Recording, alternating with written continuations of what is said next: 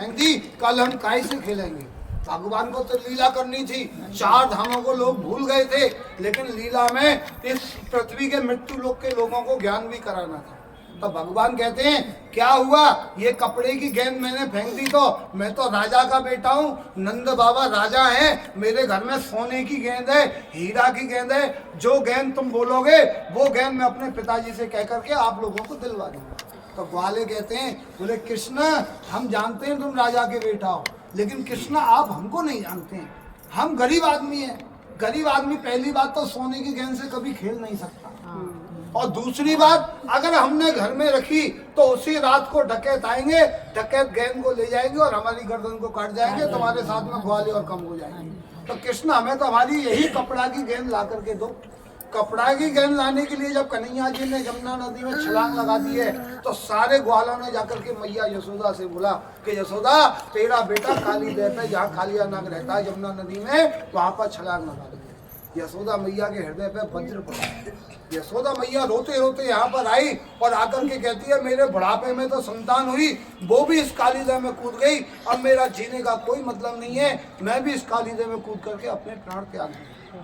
यमुना नदी को देखती है, खून निकल रहा है, उथल पुथल हो रही है, तो आवाज लगाती है हे कालियानाग तू मेरे बेटे को खा गया, अब मैं भी आ रही हूँ, मुझको भी खा जा। तो यशोदा मैया कूदने के लिए तैयार होती है, तो यमुना नदी में एक बड़े कछुओं को देख लेती है। बड़ा कछुआ तो आप लोग जब जानते होंगे, कछुआ को देख लेती है। कछुओं को देख करके यशोदा मैया मन में विचार करती है कि मेरा बेटा तो बहुत बड़ा ताकतवर है, अब ये जो खून निकल रहा है ये कालिया नाग का निकल रहा है या मेरा बेटे का निकल रहा है मैं नहीं बता सकती हूँ, लेकिन ये मुझे पता है कि मेरा बेटा बहुत शक्तिशाली है। जब ये 3 दिन का था तो इसने बहुत बड़ी राक्षसी पूतना को मार दिया। मैं यहाँ बैठ करके इंतजार करूंगी, अगर मैं यमुना नदी में कूद गई तो ये कछुआ मुझको खा जाएगा, मैं मर जाऊंगा।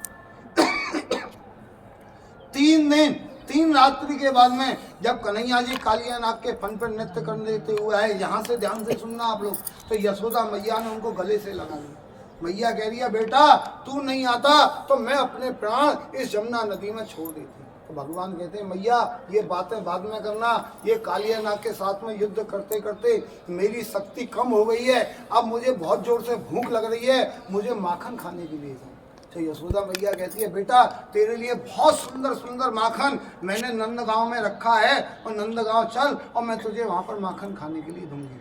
भगवान कहते हैं मैया नंदगांव में नहीं जा पाऊंगा, मुझ में इतनी ताकत नहीं है, मुझको तो यहीं यमुना नदी के किनारे मक्खन खाने के लिए दीजिए। यशोदा मैया कहती है बेटा तो काल के मुंह से निकल के आया है, लेकिन फिर भी जिद कर रहा है, ना तो यहाँ पर दूध है ना यहाँ पर रस्सी है, मैं तुझे कैसे माखन खाने के लिए दूं। माखन के लिए तो इन 2 चीज़ों की बहुत ही ज़्यादा आवश्यकता है, रस्सी नहीं होगी तो माखन कहाँ से निकलेगा, दूध नहीं होगा तो माखन कहाँ से निकलेगा।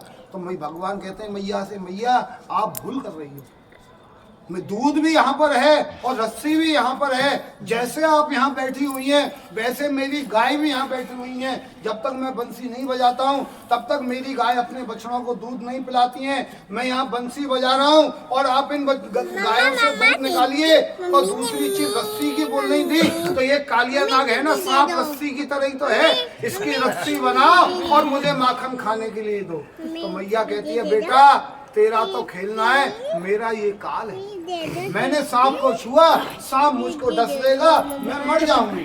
भगवान कहते हैं मैया मरने के लिए तो 3 दिन पहले भी गई, लेकिन कछुआ को देख के डर गई, तुझको अपना प्यार प्यारा लगा, कहने लगी मैं यमुना नदी में कूद जाऊंगी तो ये कछुआ मुझको खा जाएगा, मेरा बेटा तो बहुत ज्यादा ताकतवर है, कालिया नाग को हो सकता है मार के बाहर आ जाए।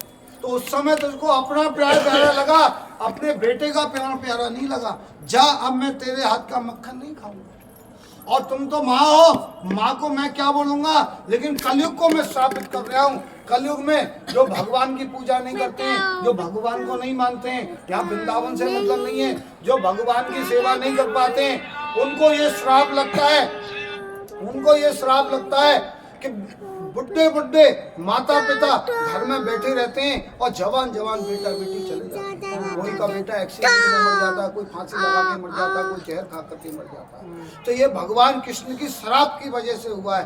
तब भगवान मैया ने कहा है कि बेटा ये तेने ऐसा श्राप दे दिया, आगे तो कलयुग में कोई अपने माता पिता को नहीं देखेगा। तब भगवान कहते हैं मैया जितना कलयुग में माता पिता का सम्मान होगा उतना सम्मान और किसी युग में माता पिता का नहीं होगा।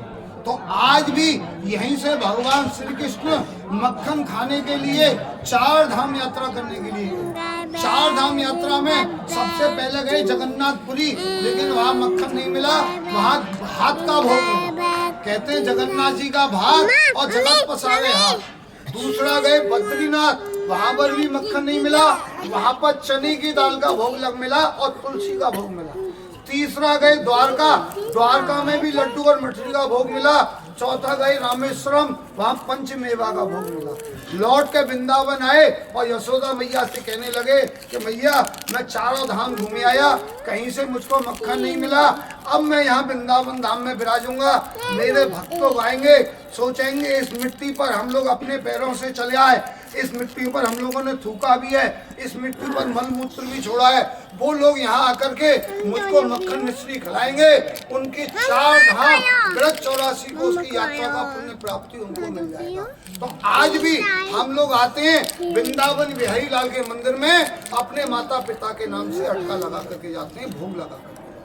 बोलिए राधा कृष्ण भगवान की जय, वृंदावन बिहारी लाल की जय, आज के आनंद की